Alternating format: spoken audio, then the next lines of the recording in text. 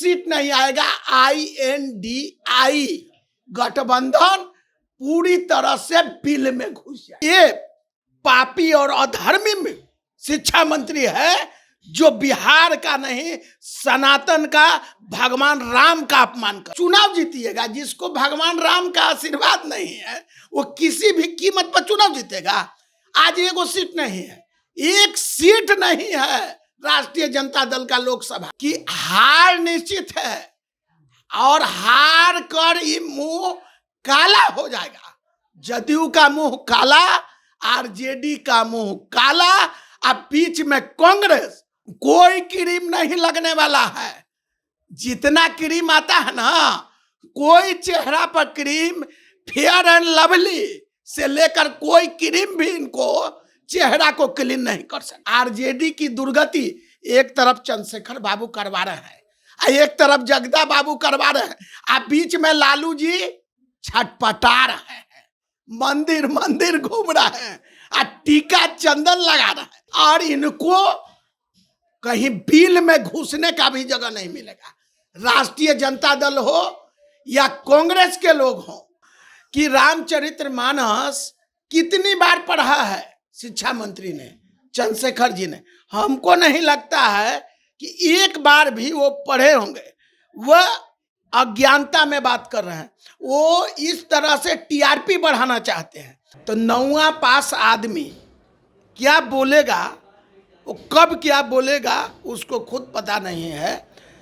9वां पास आदमी के बात पर ज्यादा कमेंट करना उचित नहीं है। जिस तरह से रावण की लंका जल गई तो राजद की लंका जलने वाली है और राजद की लंका जलकर रहेगी। लोकसभा चुनाव नजदीक है और ऐसे में भारत के गृह मंत्री अमित शाह बिहार दौरे पर आए हैं।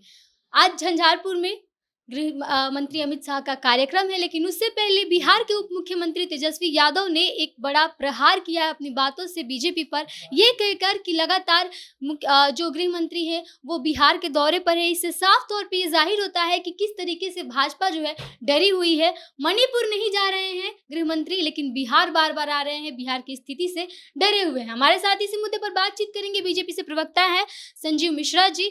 जिस तरीके से लगातार गृह मंत्री का ये एक तरीके से देखा जाए बीते 5 से 8 महीनों में लगातार आए, पहले फिर चाहे वो मधुबनी की बात की जाए, अभी मधुबनी में जहां आ रहे हैं, झंझारपुर में, इसके पहले भी कई जिलों में उन्होंने दौरे किए और अब उप मुख्यमंत्री कह रहे हैं कि डर है ये बिहार का स्थिति देख करके, इसीलिए बार बार आ रहे हैं। मणिपुर क्यों नहीं जा रहे हैं?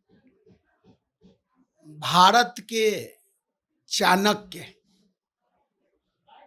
कहे जाने वाले देश के यशस्वी गृह मंत्री और सहकारिता मंत्री आदरणीय अमित शाह जी को बिहार की जनता देखना चाहती है और सदैव अभिनंदन करना चाहती है कि राष्ट्रीय पर्व है हमारा, लोकसभा प्रवास चल रहा है। उसी कार्यक्रम के निमित्त अमित शाह जी बिहार के दौरे पर झंझारपुर में हैं। और जहां तक बात है उप मुख्यमंत्री तेजस्वी प्रसाद यादव जी का, तो 9वां पास आदमी क्या बोलेगा, वो कब क्या बोलेगा उसको खुद पता नहीं है। 9वां पास आदमी के बात पर ज्यादा कमेंट करना उचित नहीं है। और जहां तक मैं आपको बताना चाहता हूं कि 2024 के लोकसभा चुनाव में पुनः भारतीय जनता पार्टी की सरकार केंद्र में बनने वाली है। हम 400 के आंकड़े को पार करेंगे और नरेंद्र भाई मोदी फिर से देश के प्रधानमंत्री बनेंगे। इस कार्यक्रम में लोकसभा प्रवास कार्यक्रम है। हमारे देश भर के नेता देश भर के किसी जिले में रहते हैं। अमित शाह जी बिहार की धरती पर, पवित्र धरती पर हैं, तो और इतनी बड़ी सभा हो रही है कि वहां बैठने के लिए जगह कम पड़ गया है। ये स्थिति बनते जा रहा है। यह शुभ संकेत है भारतीय जनता पार्टी के लिए 2024 के चुनाव के लिए कि हम विजय लक्ष्य को प्राप्त करने की ओर अग्रसर है। असम के मुख्यमंत्री कह रहे हैं कि इंडिया गठबंधन वालों को चांद पर भेज देंगे, तो आरजेडी कह रही है कि अगले चुनाव में पता चलेगा कि आप लोग किस ग्रह पे जा रहे हैं। देखिए, मैं आपको कहना चाहता हूं कि जिस तरह से रावण की लंका जल गई, तो राजद की लंका जलने वाली है और राजद की लंका जलकर रहेगी। और उनके पापी अधर्मी एजुकेशन मिनिस्टर मिस्टर चंद्रशेखर जो बयान दे रहे हैं रामचरितमानस पर, हरी टोपी हरा पट्टा लगाकर बिहार का अपमान कर रहे हैं, देश का अपमान कर रहे हैं, रामचरितमानस का अपमान कर रहे हैं। तो पहले मैं यह कहना चाहता हूं, मैं उस दिन भी कहा था कि इनके आरजेडी के प्रमुख नेता आदरणीय लालू यादव जी सनातन की बात कर रहे हैं, टीका लगा रहे हैं और मंदिर मंदिर घूम रहे हैं, और ये पापी और अधर्मी शिक्षा मंत्री है जो बिहार का नहीं सनातन का, भगवान राम का अपमान कर रहे हैं। तो ये बर्दाश्त से बाहर है और बिहार की जनता इनको सबक सिखाएगी। और नीतीश कुमार जी आदरणीय मुख्यमंत्री जी और तेजस्वी यादव जी उप मुख्यमंत्री जो 9वां पास है, वो क्या बात करेंगे? उनको बात करने का कोई नैतिक अधिकार नहीं है। हम 40 के 40 सीट बिहार में जीतेंगे और देश में 400 के आंकड़े को पार करेंगे। शिक्षा मंत्री तो कहते हैं कि जो रामचरितमानस है वो पोटेशियम साइनाइड है, एक तरीके का जहर है, अगर कोई चख ले तो मर जाए, और आजीवन इसका विरोध करेंगे। अरे भाई, वे पता नहीं कहां से अवतरित हुए हैं कि उनका माइंड खराब हो गया है, और रामचरितमानस जैसा पवित्र ग्रंथ पर टिप्पणी करके कितना पाप बटोर रहे हैं उनको पता है। पहले भगवान राम का नाम है पूरे विश्व में, और रामचरितमानस पवित्र ग्रंथ है सनातन का और हिंदू धर्म का। क्या मैं इनसे आपके चैनल के माध्यम से पूछना चाहता हूं कि रामचरितमानस कितनी बार पढ़ा है शिक्षा मंत्री ने, चंद्रशेखर जी ने? हमको नहीं लगता है कि एक बार भी वो पढ़े होंगे। वह अज्ञानता में बात कर रहे हैं। वो इस तरह से टीआरपी बढ़ाना चाहते हैं कि चुनावी टीआरपी बढ़े, भले रामचरितमानस का हम अपमान करें और चुनाव जीतकर हम आगे बढ़ें। तो चुनाव जीतिएगा, जिसको भगवान राम का आशीर्वाद नहीं है वो किसी भी कीमत पर चुनाव जीतेगा। आज एगो सीट नहीं है, एक सीट नहीं है राष्ट्रीय जनता दल का लोकसभा में, फिर ये कौन से मुंह से चुनाव में जाना चाहते हैं? इनका तो विकेट गिरा हुआ है, विकेट गिरा। फाइनल मैच 2024 में है और भारतीय जनता पार्टी का एक एक कार्यकर्ता इनके ऑफ स्टंप, लेग स्टंप और मिडिल स्टंप, यानी तीनों स्टंप को हम लोग कबाड़ देंगे और इनको कहीं बिल में घुसने का भी जगह नहीं मिलेगा।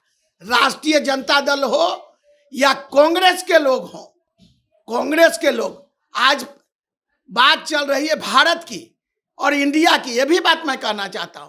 तो मैं राहुल गांधी जी से पूछना चाहता हूं कि आप भारत यात्रा पर क्यों निकले थे? आप इंडिया यात्रा पर क्यों नहीं निकले थे? आप कंफ्यूजन क्रिएट कर रहे हैं देश के अंदर, जबकि संविधान में नहीं थे ये। तो मैं बार बार कंक्लूड करके यही कहना चाहता हूं कि हार निश्चित है और हार कर ये मुंह काला हो जाएगा। जदयू का मुंह काला, आरजेडी का मुंह काला, अब बीच में कांग्रेस। कोई क्रीम नहीं लगने वाला है। जितना क्रीम आता है ना, कोई चेहरा पर क्रीम, फेयर एंड लवली से लेकर कोई क्रीम भी इनको चेहरा को क्लीन नहीं कर सकता। कहा जा रहा है कि इसके पहले जब कर्नाटक चुनाव हुआ था, उस वक्त जो नतीजे निकल करके सामने आए, तब से तेजस्वी यादव ये बोलते हैं कि आप लोग पहले राम बोलते थे, फिर आप लोग हनुमान बोलने लगे, बजरंग बली का नारा दिए, बजरंग बली का गदा आप ही लोगों पे चल गया। देखिए, और भाग- लोकसभा में यही देखने को मिलेगा। भगवान राम के सेवक हनुमान जी हैं और हम लोग भारतीय जनता पार्टी के लोग सनातन संस्कृति के पोषक हैं और सनातन मजबूत हो तब देश मजबूत होगा। अगर सनातन कमजोर होगा तो देश कदापि मजबूत नहीं हो सकता। आप ये बात को पकड़ लीजिए। ये जो तेजस्वी यादव को जी तो रणजी ट्रॉफी मैंने खिलाया, आपको पता है अंदर का बात। तेजस्वी यादव को रणजी ट्रॉफी तक खिलाया मैं बिहार क्रिकेट एसोसिएशन का पदाधिकारी के नाते। अब उनको हम बचपन से जानते हैं। 9th क्लास बड़ा मुश्किल से पास किए महोदय। आज आदरणीय उप मुख्यमंत्री हैं, आपका सम्मान है, लेकिन जो मन सो बयान माइंड में आएगा आप बोल दीजिएगा। तो आप बताइए ना, एक सांसद है बिहार में, नाम लेने वाला है। अगर कोई आदमी की मृत्यु होती है तो कंधा देने के लिए 4 आदमी की आवश्यकता पड़ती है। यहां तक कंधा देने वाला राजद को कोई नहीं है। तो आप ये समझ लीजिए कि इनकी आरजेडी की दुर्गति एक तरफ चंद्रशेखर बाबू करवा रहे हैं, एक तरफ जगदा बाबू करवा रहे हैं, आप बीच में लालू जी छटपटा रहे हैं, मंदिर घूम रहे हैं, टीका चंदन लगा रहे हैं। ते नकली सनातनी बनने से कुछ होने वाला नहीं है। आपका मैं बार बार कह रहा हूं कि पिच सजा हुआ है। बिहार की जनता ने पिच सजा दिया है, राजनीतिक पिच, और उस पर हमारे बैट्समैन जो भारतीय जनता पार्टी के तेज तरार कार्यकर्ता जो बैट्समैन हैं अच्छी बैटिंग करेंगे और शतक पर शतक मारेंगे। इनका तो मैं आपको कह देना चाहता हूं कि इनका 3 विकेट गिर जाएगा और निश्चित रूप से एक सीट नहीं आएगा। INDI गठबंधन पूरी तरह से बिल में घुस जाएगा। आप ये समझ लीजिए। आप लोग बार बार तेजस्वी यादव को नवे फेल बोलते हैं। शिक्षा मंत्री तो बोल रहे हैं अपने भाषण में कि 56 इंच वाले से पूछो ना कि डिग्री कहाँ से खरीदे हैं। लालू यादव के जमाने में अगर चाहते तो अपने बेटे के लिए डिग्री नहीं खरीद सकते थे। अरे आदरणीय लालू यादव जी ने बिहार को बेचा। आप बता दीजिए कि नौकरी के बदले जमीन, रेलवे का मामला 4 सीटेड हो गए महोदय, अभी तक इस्तीफा नहीं दे रहे हैं। तो कुर्सी पर से पकड़ के जनता उतारना भी जानती है बिहार की जनता।